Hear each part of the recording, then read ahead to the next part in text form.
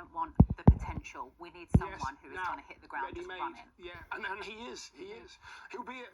And what will happen now is that teams playing against Arsenal, the two centre halves will go, right, we've got someone to mark today. Yeah. Whereas over the last 2 or 3 years, they've had nobody to mark. Because Havertz would go into midfield, wouldn't he? And you're like, absolutely. A bit of a free game for the centre halves. But I think that ready-made replacement for Havertz that was needed at Arsenal. I think now they've got other areas to go and score. You can put the ball in the box now where he's going to head. He's very good in the air, and I can't actually wait to see them play, to be honest, this weekend. I think it's going to be exciting for both teams. Do you think there's pressures on Arsenal this season? Yes. In terms of second, but actually it's like now you need to deliver some silverware. Yeah, the pressure's coming from outside, but I think there's more pressure internally within the dressing room of the players and the manager. Yeah. We can't keep going, coming second. Look what I've done. I've brought players in.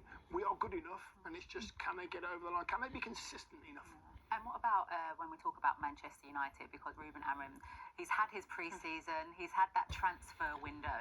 Do you see a different Manchester United this season? I think you do. I think we were speaking just before we came on the show, where do we think Man United will go this season? But I think for me, the signs of Cunha and Mbeumo, now Šeško, that is a totally new front three, and teams should be scared of that front three because of what they've done for the clubs in Brentford, Wolves, and now Šeško coming over. So it will be a bit different, but I think for me that pressure's always going to be there with Manchester United, the club that they are. Okay. Well, Sunderland are back in the Premier League after an 8-year absence, which included 4 painful seasons in League One and 3 agonising series of a Netflix documentary. Well, it's going to be a proud day for everyone connected to Sunderland Football Club. So let's cross live to the Stadium of Light and bring in Match of the Day commentator Guy Mowbray. Hello, Guy.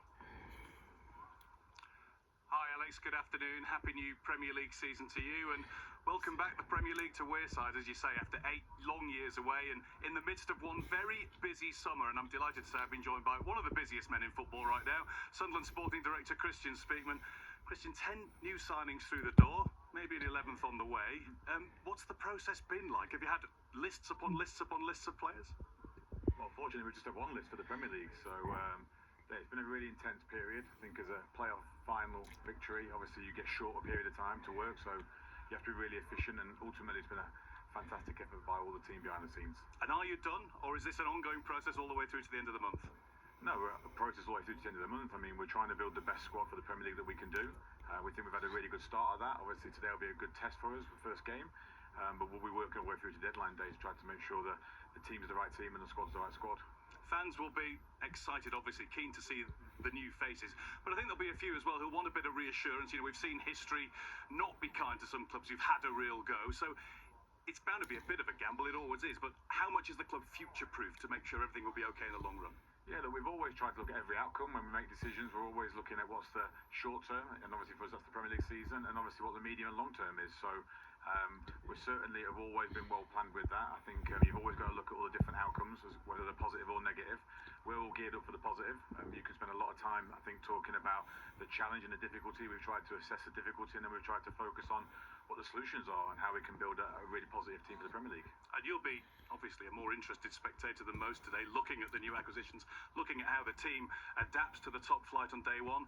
How important is it to get off to a good start in these opening weeks, or should we not look too hard at that? Yeah, look, I think everybody wants a positive start. Of course we do. We'll have a packed stadium like today. It's been 8 years since we've had Premier League football, so there's a lot of enthusiasm, a lot of excitement behind the scenes with the team and in the stadium. But ultimately we have to progress, and today will be the first start of that. And hopefully we can have a positive outcome, but we need to keep working, keep progressing, and keep developing the team. And you've been here a good few years now. Just what does it mean to have top division football back in Sunderland and to the Wearside area in general? Yeah, look, I think the reality will probably hit me when the team comes out. I mean, I joined in League One, and the journey was to get back to the Premier League. The next cycle for us is to become an established Premier League team again, which is where the club's always been. So for us, it's a lot of excitement today. Very proud in terms of the work that's gone on over the last 5 years with the team, with the players, with the staff. And look, most of all for the supporters, Sunderland's always been a Premier League team in my lifetime, and we're here to make sure they can become a Premier League team for the future. Thanks a lot, Christian. Best of luck to Sunderland and to West Ham, of course. Sunderland back in the big time. Guy, thank you very much. Well, Sunderland, Steph, I know as soon as we mention that word, you are smiling. Oh, can't wait, Alex, honestly. 8 years as a Sunderland fan and we're back in the Premier League, so look at yeah, that honestly, big can't wait.